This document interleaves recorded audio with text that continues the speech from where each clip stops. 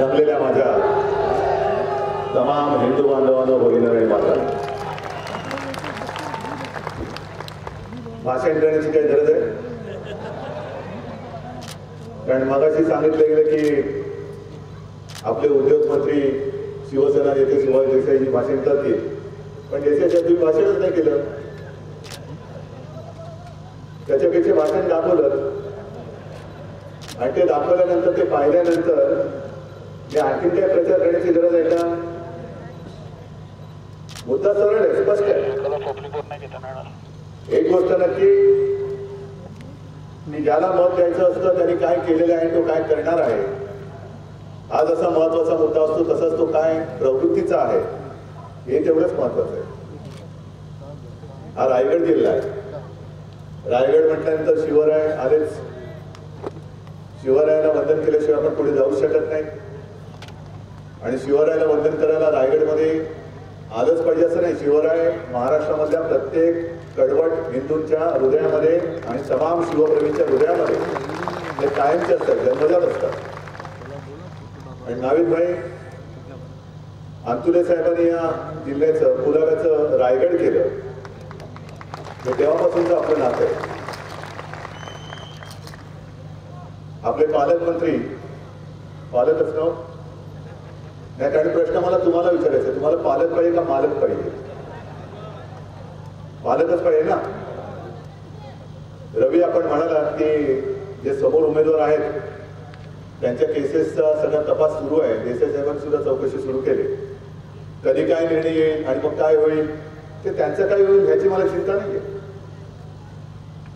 मला चिंता ही थोडीशी होती, पण तीही आता राहिलेली नाही.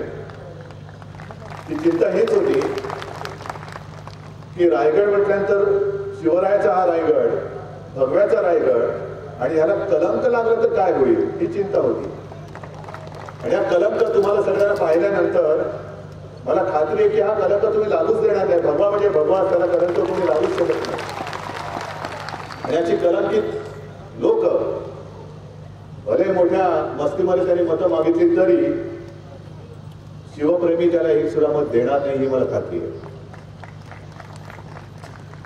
बाकी कोण आपले भाई जयंत पाटील, जयंत पाटलांना मी सांगतो की जरा तुम्ही सुद्धा आपल्या या रायगडच्या मातीशी इमान राखा, मातीशी इमान राखा. या मातीची आणि माझ्या मातीची फसवणूक करू नका. जमीन बळकावणाऱ्याला तुमचा पाठिंबा तुम्ही जो काही देता आहात हा द्रोह आहे. या मातीशी हा द्रोह आहे. ही जमीन त्याच्या तुम्ही घशात घालायला मदत करता आहात, त्याचा प्रचार करता आहात. हा या भगव्या मातीशी द्रोह आहे आणि हे द्रोह तुम्ही करू नका, कारण ते तर संपलेलेच आहेत. पण चुकीच्या मार्गाला तुम्ही लागलात तर तुम्हाला सुद्धा शिवप्रभूंचा रायगड संपवल्याशिवाय राहणार नाही एवढी धमक आहे त्या मर्दांच्या मुरगटामध्ये आहे, नक्की आहे. एक जमाना होता शेका पक्ष, शेतकरी कामगार पक्ष, शेतकरी सुद्धा सोबत नाही, कामगार सुद्धा बरोबर नाही. याचं कारण तुम्ही अशी काय घरसोडगिरी करताय म्हणून. आमच्याही सोबत होतात, राहायला असतात तर एक वेगळी ताकद नक्कीच या रायगडमध्ये आणि या रायगडच्या माध्यमातून महाराष्ट्रामध्ये उभी राहिली असती, नक्की राहिली असती. पण चुकीच्या मार्गाने तुम्ही चाललेला आहात. वेळेच सावरा, ते खड्ड्यात चालले म्हणून त्यांच्यासोबत तुम्ही जाऊ नका, अजिबात जाऊ नका. हे कारण आपण त्यांना भाई भाई म्हणजे मोठा भाई म्हणून नाही, असे भाई बरेच बघितले आणि त्या भाईंचा बंदोबस्त शिवसैनिकांनी केलेला आहे. पण त्या भाईंची मला चिंता नाही, पण भाई म्हणजे भाऊ म्हणून मी एक सांगण्याचं काम करतो. ऐकायचं ना ऐकायचं काही करायचं, पण त्यांनी जे सांगितले ते आपण ऐकायचं, हे नक्की ऐकायचं.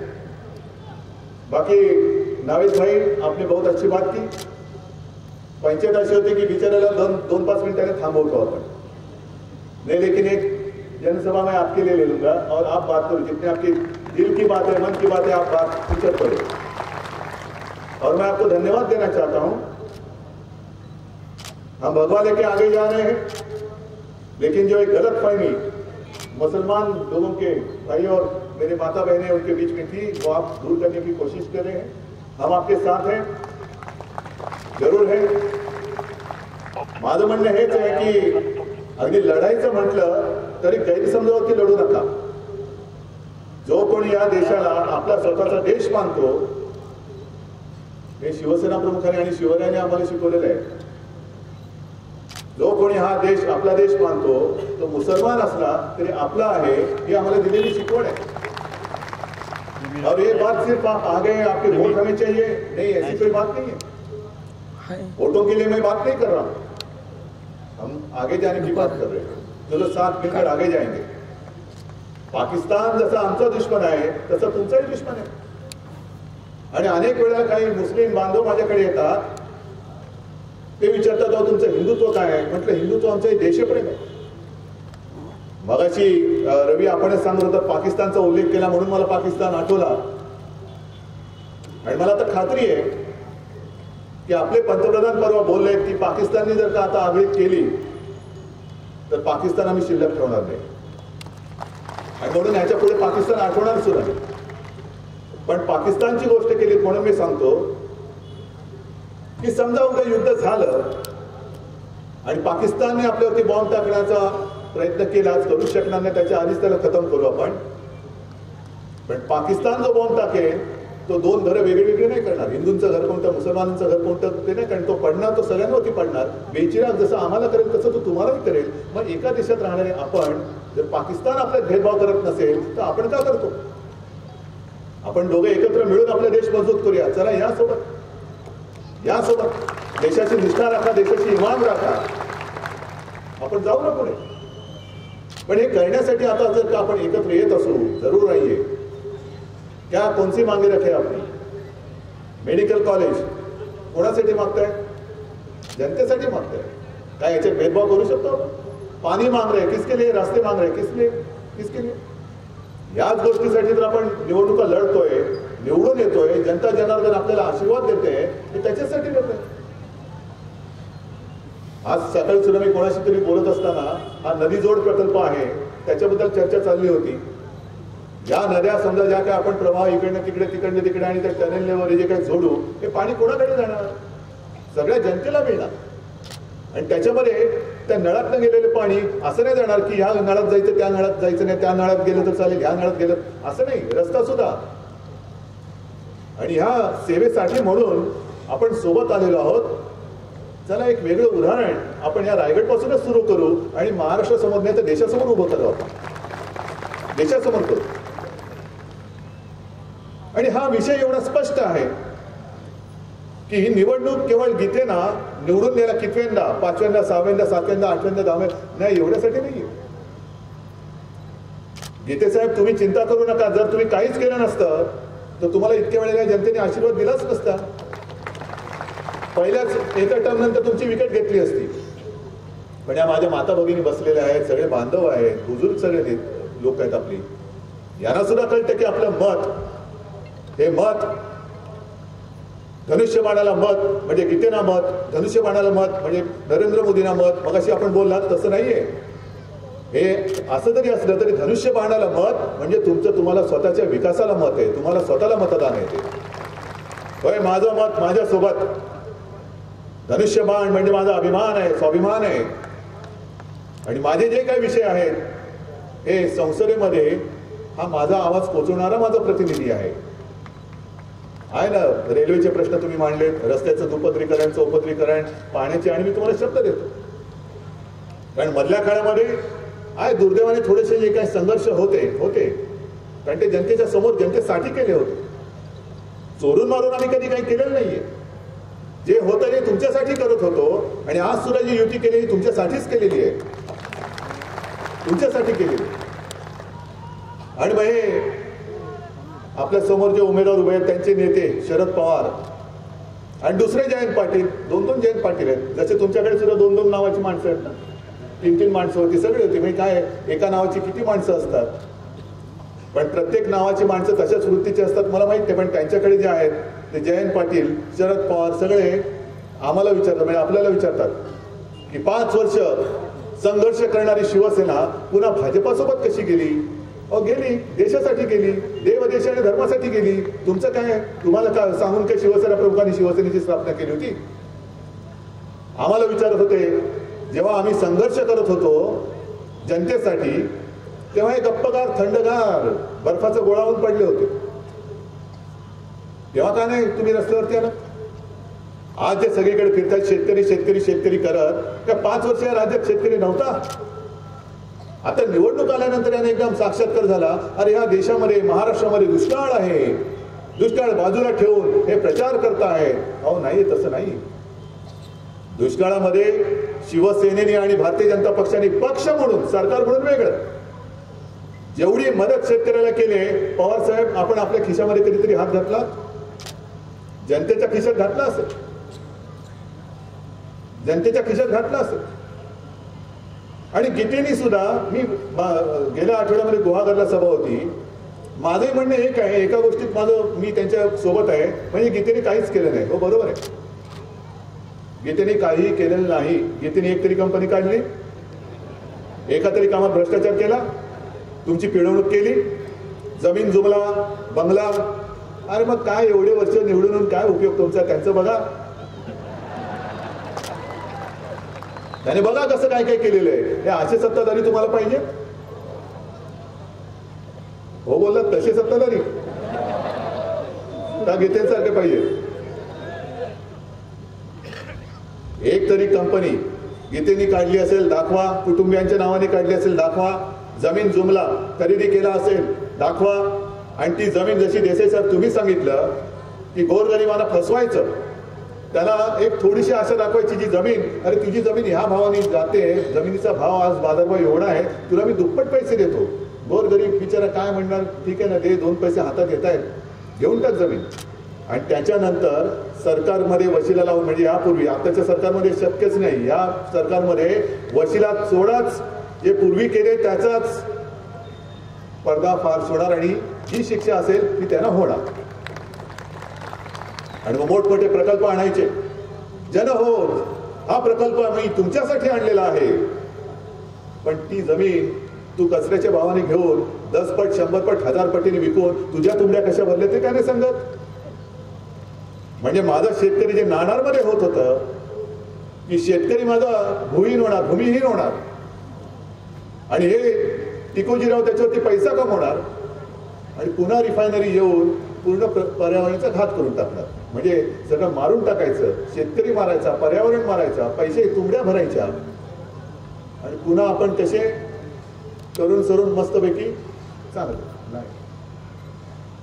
रायगडामध्ये शिवरायाची आठवण काढल्यानंतर शिवरायांनी जे केलं होतं, आणि मगाच मी तुम्हाला प्रश्न विचारला, तुम्हाला पालक पाहिजे का मालक पाहिजे, तो एवढ्यासाठी विचारला की छत्रपतीने आमच्या अफजल खानाचा वध केला, शाहिस्ते खानाची बोटं तोडली, हे आहेच.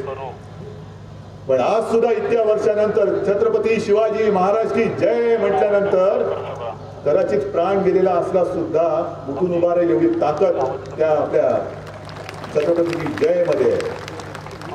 काय एवढं काय त्यांनी केलेलं आहे? का जगामध्ये एकाच व्यक्तीला, माणूसच होता ना तो माणूस, पण त्याला सुद्धा देव का मानतो? देव तर होताच, आपला देवच होता, पण का मानतो त्यांना?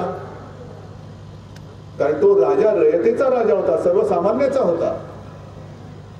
जे एक नेहमीचं वाक्य आहे की शेतकऱ्याच्या भाजीच्या देठालाही हात लागता कामा नये, आणि जो माता भगिनीशी वेडावाकडं वागेल, शेतकऱ्याला लुबाडेल, मग तो कोणी जमीनदार असेल, वतनदार असेल, त्याला वटणीवर आणण्याचं काम आपल्या शिवरायांनी केलं. म्हणून आज इतके वर्ष सुद्धा आम्हाला शिवशाही पाहिजे असं आपण म्हणतो. मग हे रायगडने दाखवायचं नाही तर कोणी दाखवायचं? जे आजचे जे जमीनदार आहेत, तुम्ही सगळे खुश असाल, मला काही म्हणायचं नाही, द्या त्यांना जमीन द्यायची, जमीन द्या, पूर्ण रायगड त्यांना आंदण देऊन टाका. जर तुम्ही खुश असाल, तुम्ही आनंदी असाल, चला मी प्रचार बंद करतो, द्या त्यांना निवडून. पण इतके वर्ष निवडून दिल्यानंतर ते जे त्यांनी करून ठेवलेलं आहे, पुन्हा संधी दिल्यानंतर, म्हणजे कालच्या सभेत मी म्हटलं, काँग्रेस आणि राष्ट्रवादीने किती वर्ष आपल्या डोक्यावरती सरकार चालवलं? आता राष्ट्रवादी वेगळी झाली गेल्या 15-1 वर्षामध्ये, पण त्याच्या आधी सगळे एकत्र असताना जवळपास 50 ते 60 वर्ष हे एकत्रितपणाने तिकडे राज्य करत होते, देशात पण आणि राज्यात पण. मग 60-65 वर्ष सत्ता भोगून जे माजलेत, ते 5 वर्षात सुधारले असले असं वाटतं तुम्हाला? विश्वास आहे? पटतोय? विश्वास पटतोय? आणि कोण आहे?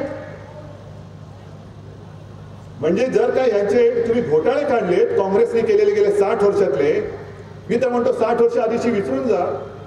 केवळ आणि केवळ हे सरकार येण्याच्या आधी, आपलं आताचं एनडीएचं मोदी सरकार येण्याच्या आधी जी 10 वर्ष त्यांनी भोगली तिकडे मनमोहन सिंगजींचं सरकार, त्या 10 वर्षात जेवढे घोटाळे केले ते जरी काढले तरी सुद्धा A to Z प्रत्येक, म्हणजे ए म्हणजे आदर्श घोटाळा, बी म्हणजे बोफोर्स घोटाळा, सगळ्या ज्या घोटाळ्यांच्या ज्या बाराखड्या आहेत ह्या बाराखड्या अक्षर सुद्धा कमी पडतील एवढे प्रचंड घोटाळे यांनी केले. संपूर्ण देशाची लुटमार यांनी केलेली. प्रश्न माझा सोपा आहे. शरद पवारांना म्हणा या, राहुल गांधीला म्हणा या. राहुल गांधी जे बोलतायत, मुझे सिर्फ 15 मिनिट मोदी जी मेरे सामने आ जाओ और मुझे उत्तर दे दो. अरे ते 15 मिनिटं सोड, तू माझ्या एका प्रश्नाला उत्तर दे. हे तुझ्या आजोबा पणजोबापासून जे काय खाबूगिरी चाललेली आहे, म्हणजे एवढा सगळा मोठा जणू काही दरोडा टाकला तुम्ही माझ्या देशावरती, आणि दरोडेखोरांनी दुसऱ्याला चोर ठरवण्याचा अधिकार आहे. दरोडेखोर म्हणू शकतो तू चोर आहेस. गरिबी हटाव, राहुल गांधीच्या आजी म्हणत होत्या, आठवते का तुम्हाला? गरिबी हटाव. त्यांची स्वतःची जसं तटकरेंची हटली तशी त्यांची हटली, लोकांची कधी हटणार? आणि त्याहीपेक्षा महत्वाचा जो मुद्दा रवी तुम्ही काढला तो अतिशय महत्वाचा आहे. तो मुद्दा म्हणजे देशद्रोहाचा कलम. देशद्रोहाचा कलम आम्ही काढून टाकणार. हे पटते तुम्हाला? आणि हे तुम्हाला मी नुसतं विचारत नाहीये. शरद पवार, सुनील तटकरे, भाई जयंत पाटील यांनाही फक्त मी विचारत नाही, तर मी तमाम या रायगड मधल्या काँग्रेस, राष्ट्रवादी आणि शेका पक्षाच्या मतदारांना सुद्धा विचारतोय की या माझ्या देशाची द्रोह करणाऱ्याला कोणताही गुन्हा त्याच्यावरती दाखल होणार नाही, देशद्रोहाचा खटला चालणार नाही. हे तुम्हाला पटतंय? मतदारांना हे पटतंय? कोणासाठी मतदान करताय? कोणाच्या हातामध्ये आपण देश देतोय? नरेंद्र मोदी जसं आपण म्हणतो की होय आमचे पंतप्रधान पदाचे उमेदवार हे ठरलेलेच आहेत, तसंच शरद पवार, त्यांना विचारा तुम्हाला राहुल गांधी पंतप्रधान चालतील? राहुल गांधींना शरद पवार चालतील? दोघांना मिळून ममता चालेल? ममताना विचारा चंद्राबाबू चालतील? अखिलेश चालेल? की जो ओवेसी आणि त्याचा भाऊ?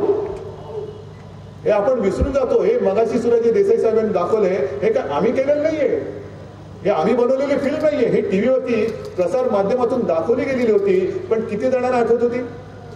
किती जणांनी आधी पाहिली होती आणि किती जणांनी आठवत होती? हे असतं सगळं, पण आपण पाहत नाही आणि पाहिलं तरी वेळेवरती आठवत नाही, म्हणून ही आठवण करून द्यावी लागते. म्हणून ओवेसीचे जे मी तुम्हाला आठवण करून देतो ते एवढ्यासाठी की जसं नाविद भाई आमच्या सोबत आहे, ओवेसीच्या एकट्याच्या सोबत अख्ख्या देशातले मुसलमान नाही आहेत, देशप्रेमी मुसलमान हे आमच्या सोबत आहेत. पण केवळ एक समाज म्हणून देशाला धमकी द्यायला निघालेला ओवेसी हा पंतप्रधान चालेल आपल्याला? आधी त्या ओवेसीच्या पक्षाची स्थापना मुळात कोणी केली होती आणि कशासाठी केली होती हा इतिहास तुम्ही काढून बघा, मग सगळे चित्र स्पष्ट होऊन जाईल की अरे शिवसेनेची स्थापना याच्यासाठी झाली. होय, अगदी काँग्रेसची स्थापना सुद्धा चांगल्या कारणासाठी झाली होती, पण ओवेसीच्या पक्षाची स्थापना ही कोणी केली, कशासाठी केली, आता गुगलवरती सगळं येतं. हे काढून बघा आणि मग ठरवा. जर युतीला मत नाही तर मग मत आपलं कोणाला आपण देतोय, आणि नुसतं मत नाही, आपण आपला देश कोणाला देतोय. हे मत नुसतं मत नाहीये, हा माझा देश आहे. तुमचं एक मत म्हणजे पूर्ण देश आहे. कारण एका मताने सुद्धा अटलजींच्या सरकारला पराभव पत्करावा लागला होता. म्हणून प्रत्येक मत त्याची किंमत हे पूर्ण सरकार असतं. आणि ही अशी सगळी महत्वाची निवडणूक म्हटल्यानंतर मला खरंच मनापासून मी तुम्हाला प्रश्न विचारतोय, मनापासून सांगा की प्रचार करण्याची गरज आहे का? माता भगिनी काहीच बोलत नाहीये. अजून तुम्हाला काही सांगण्याची आवश्यकता आहे का? भगव्याला मत का द्या हे सांगण्याची गरज आहे का? आणि जर नसेल तर गीते जे म्हणालेत, मला खरंच गीतेंचं एक गोष्टीचं कौतुक वाटतं की शिवसेना प्रमुखांचा शिवसैनिक आहे. आणि मला शिवसेना प्रमुखांनी एक सांगितले की उद्धव, एक नेहमी लक्षात ठेव, जनता ही सर्वोच्च असते आणि तिच्या समोर कधी मस्तीत जायचं नाही, नेहमी नम्रतेने राहा. नम्र नम्र आणि नम्रता. आणि आजपर्यंत कधीही कोणी शिवसेना प्रमुखांची एक सही अशी आणून दाखवावी की जिच्यावरती काही लिहिलेलं नाही आणि बाळासाहेब ठाकरे अशी सही केली, एक सुद्धा मिळणार नाही. देसाई साहेब त्याला साक्ष आहे. तरी एखाद्या पत्रावरती जर का नुसतं कोरा असेल तर ते मुद्दामून सांगायचे आणि पेन घेऊन सांगायचे हे काय वरती आपला नंबर का लिहिलेला नाही, पहिला आपला नंबर लिही, मग आपला नंबर लिहायचे आणि खाली बाळ ठाकरे अशी सही करायची. मग जो जसा प्रमुख होता तसा त्याचा सैनिक आहे, जो जनतेसमोर साष्टांग दंडवत घालतो, केंद्रातला मंत्री असून सुद्धा. म्हणजे गीतेंचा आणि जमिनीचा हाच संबंध आहे नतमस्तक होण्यापुरता. जमिनीचा टिळा, मातीचा टिळा लावण्यासाठी म्हणून ते नतमस्तक होणार आणि बाकीचे लोक जमीन बळकावण्यासाठी तुमच्या समोर येतात. तुम्ही मत कोणाला द्यायचे तुम्ही ठरवायचे. ठरवलंय? मग मला 1-1.5 लाखाचं नाही चढणार म्हातारे, ते गीते साहेब देतात, मला 1-1.5 लाखाने नाही समाधान होणार. मला विजय असा पाहिजे कसा, डिपॉझिट जप्त करणारा विजय पाहिजे, समोरच्याचं डिपॉझिट जप्त करणारा विजय पाहिजे. आणि आज जरा मला ज्या रायगडची जी एक शक्ती आहे, जी शक्ती घेऊन नेहमी आम्ही पुढे जात असतो. रायगडावरती येऊन शिवरायाला वंदन करून मी पुढे जात असतो. शिवनेरीला जाऊन शिवप्रभूला वंदन करून मी अयोध्येला गेलो होतो. त्या रायगडमध्ये मी आज आलेलो आहे. तुमच्याकडनं ऊर्जा घेऊन मी पुढे जाणार आहे. म्हणून मला जरा दोन्ही हात उंचावून सांगा की होय, आम्ही त्या समोरच्याचं डिपॉझिट जप्त करून अनंत गीतेना आजपर्यंत कधीही मिळाला नव्हता एवढा प्रचंड विजय दिल्याशिवाय राहणार नाही. बस, धन्यवाद. सगळ्यांना शुभेच्छा. जय हिंद, जय महाराष्ट्र. धन्यवाद साहेब. सामूहिक राष्ट्रगीतानंतर म्हणजे पक्ष प्रवेश सोहळा होईल, याची नोंद घ्यायची आहे.